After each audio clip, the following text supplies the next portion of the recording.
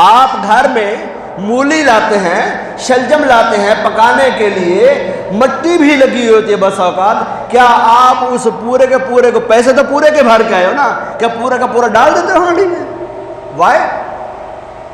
क्या आपने पैसा नहीं भरा उसका जो आपने बाहर वेस्ट फेंका है? भाई 100 रुपए किलो लाए हो भाई, उसके पत्ते भी थे, उसके छिलके भी थे, उसकी मट्टी भी थी। तरबूज लाते हो, चलो और समझ लेते हैं, तरबूज आप लाते हो, संतरे आप लाते हो, माल्टे आप लाते हो, छिलके क्यों नहीं खाते हो यार? केला लाते हो, छिलके क्यों नहीं खाते हो? क्यों फेंक देते हो? इसलिए कि केले का छिलका हमारे लायक नहीं है कि हम उसको खाएं।